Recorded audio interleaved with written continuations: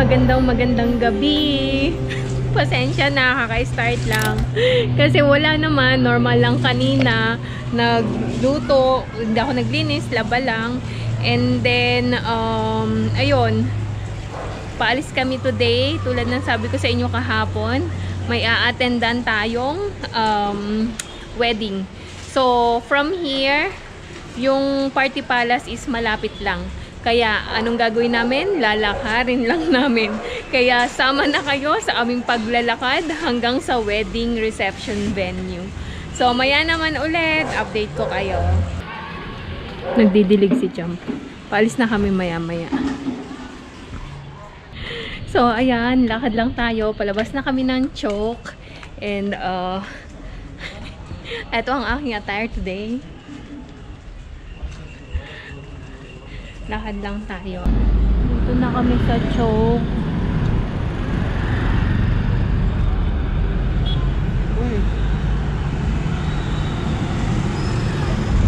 Okay, ayan, naglalakad na kami. Time check. 6:50 na ng gabi. Wait lang, may ambulansya. So, mag-shortcut kami. Dito kami dadaan sa makitid na daan. And then, bibili muna kami ng kata. Kata, yun yung isinasabit sa leeg, parang garland. Especially pag may mga occasions, wedding, ganun. Ayun yung isinasabit. Kata ang tawag. So, ayan, lakad-lakad pa tayo. And, kwentuhan ko muna kayo habang naglalakad. Shortcut. Nabale, kanina kasi si Champ nung galing school, kauwi niya lang. Tinanong ko siya, sabi ko sa kanya, kamusta yung food na pinadala ko? Kasi gulay yung niluto ko, hindi siya masyadong fan ng gulay. Tapos, maya na medyo matao. Maingay. Hindi na gumana. Alam nyo ba, hindi na gumana yung microphone ko. Kaya, hindi ako makapag-vlog pag maraming tao. Ayan. Kaya lang mamaya kasi madilim na. Kaya, ang problema naman itong camera. Pag madilim na, hindi na siya maliwanag yung camera namin. Kaya, try ko maximize hanggat may liwanag pa. So, ayun nga, bale, nung dumating siya galing school, tinanong ko siya kumusta yung food. Kasi every time na, na dumadating siya, yan ang una kong tanong sa kanya. Kumusta yung food na pinapadala ko? Sabi niya naman, okay lang. Tapos after a while, nakita ko, may kinakain pa siya, kinakain niya yung balan. Sabi ko, bakit?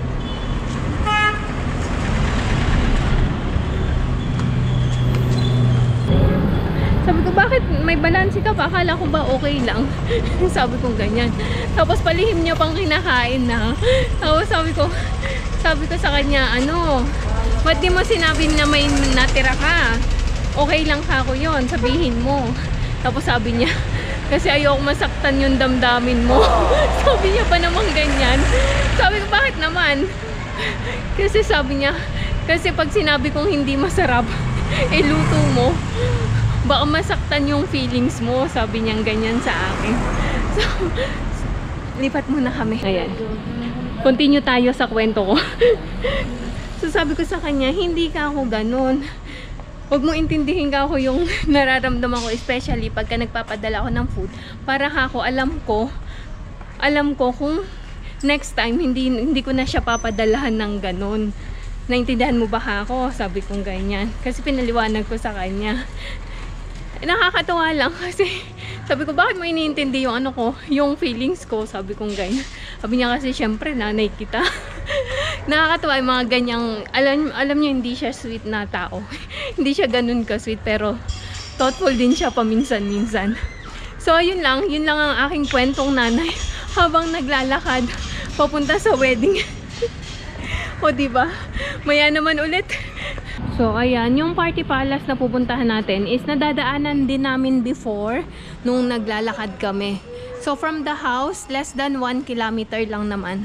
Kaya hindi na kami nagsasakyan.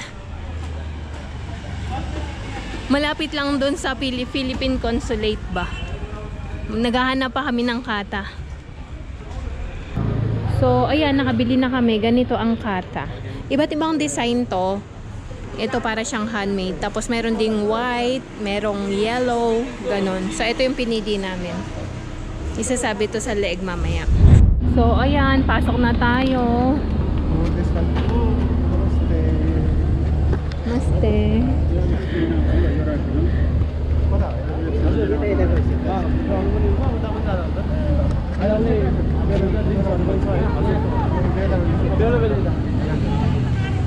Daming tao. Pasok tayo.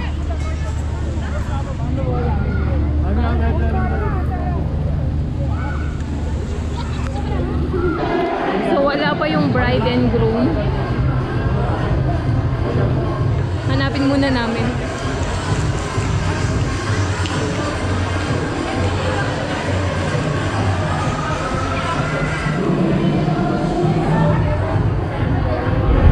So ikot ko muna kayo dito sa pinaka main hall. Wala dito yung dinner, nasa kabila dun banda. So malaki ang Party Palace din natin. Let's take a round. Oh, let's take round first. Ikot muna tayo.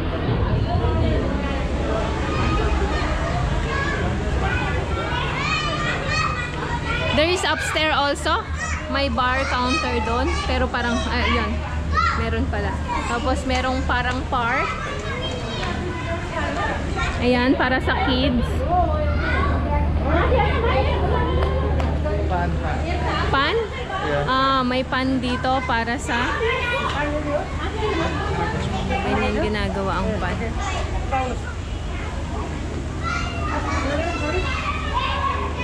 Pan ang tawag dyan. What is pan? Pan. Pan. Para siyang nganga. Ayun, ganon. Okay, tara. So dito kung pwede gusto magpa-picture, photo session, pa-picture ako dyan mamaya.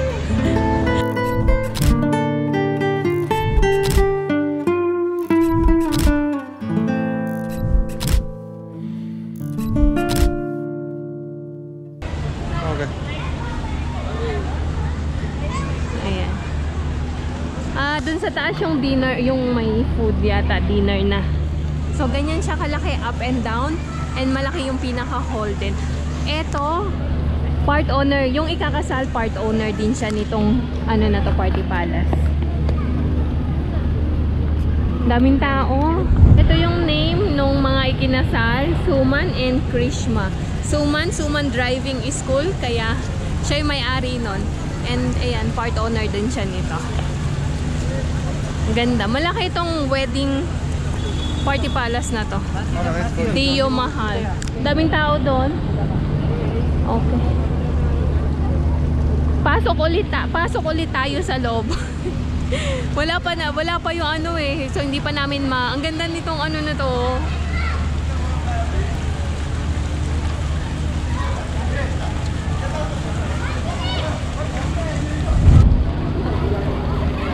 Ayan, ganda ng ano. Pailaw. Naka-red carpet tayo. Naka-red carpet tayo.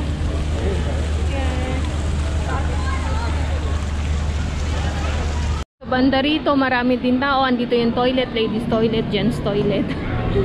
Tapos, ayan. Dito may pika-pika. May momo. Wala silang cards, so serving yung ano nila. Soft drinks doon. Try natin yung momo. Manghang. Napapansin nyo, lagi namin kinakain sa kasalan, lagi momo. May barbecue dito. Chicken.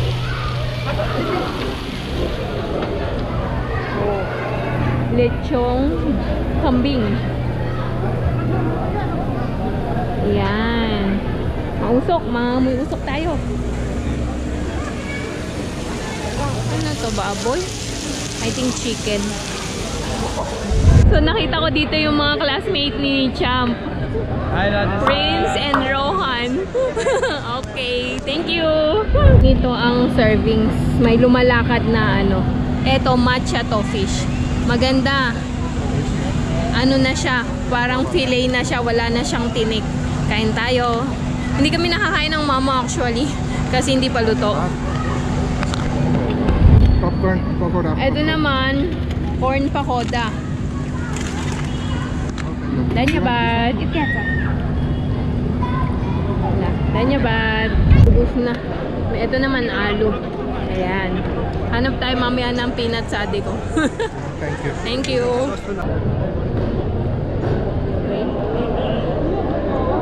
Yung mga nauna namin kinain.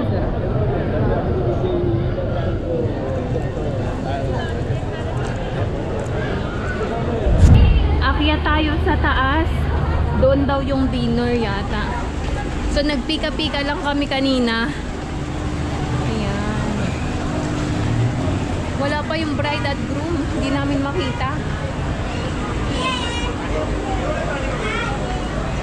Office here. Nothing is there. Oh. Sa kabila. Wrong side. Why? Someone come up, no? So, ito yung view sa taas. Daming tao doon.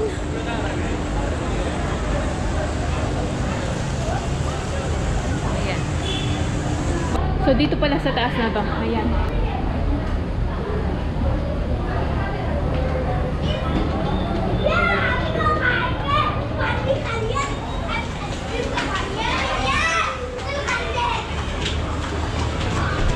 Ayan, dito ang dinner.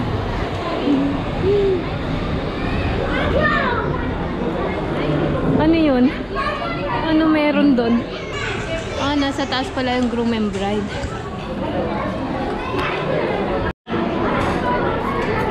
Dito tayo sa rice. Ay, hindi ako nakuha ng tissue. Mamaya na lang. Pulaw ba to? And then, walang name. Rajma dal. And then, stir fried veg.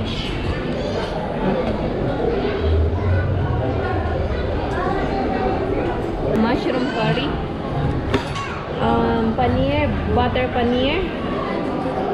Alam nyo na, butter paneer. Dito tayo. Sag. What time sag? And then, there's naan also. Naan. Puno.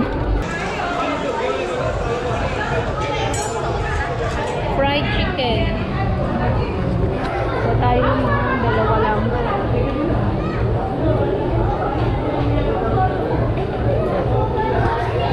Mutton curry. Ayoko. Tara kain. So yun na ang bride at groom. Tara pasukin natin.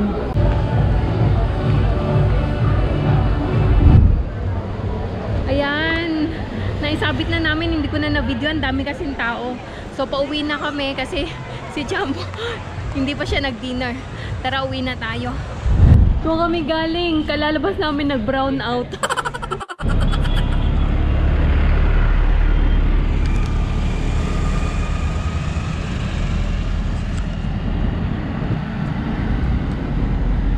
Ayan, madilim na. Lakad pa rin tayo.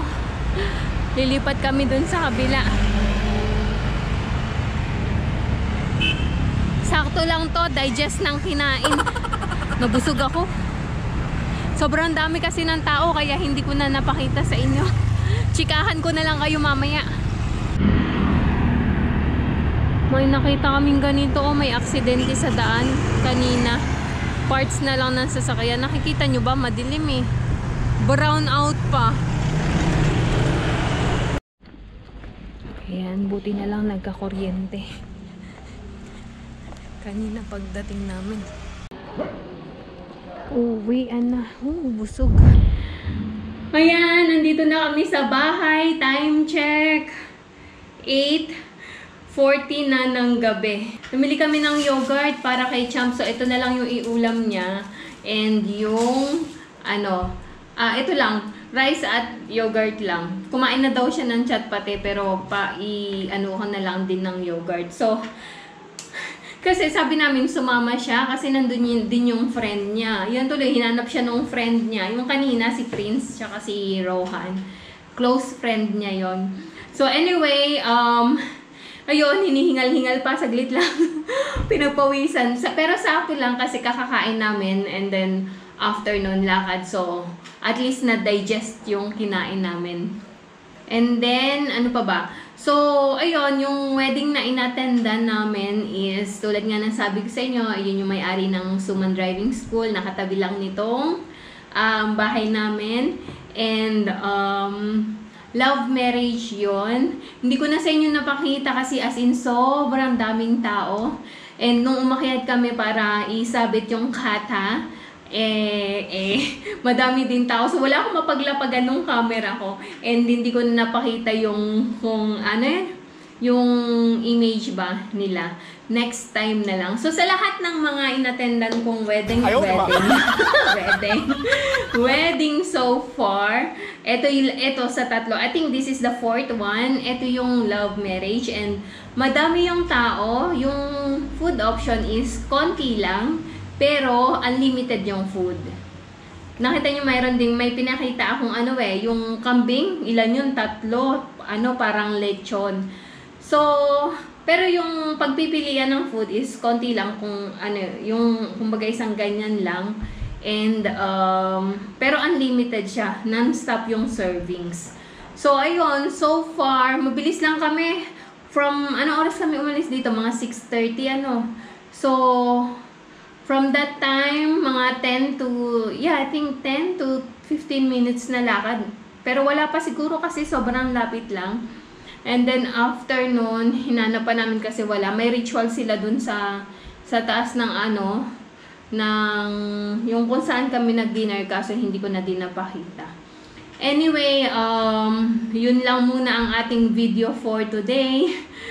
Maraming salamat sa patuloy nyo pong panunood ng aking mga videos. Maraming salamat sa suporta na palagi nyong ibinibigay po sa amin. Sa bawat like, comments at shares po ninyo ng aming mga video. Sobrang thank you po. At higit sa lahat sa mga hindi po nag-i-skip ng ad, maraming salamat po sa inyong lahat. Sa mga bago po sa aming channel at hindi pa po nakasubscribe, baka naman po pwedeng pakiclick ang subscribe button below at ang notifications bell na din para updated kayo sa aming videos palagi. Hanggang dito na lang po muna. See you tomorrow. Good night everyone. Bye-bye. God bless.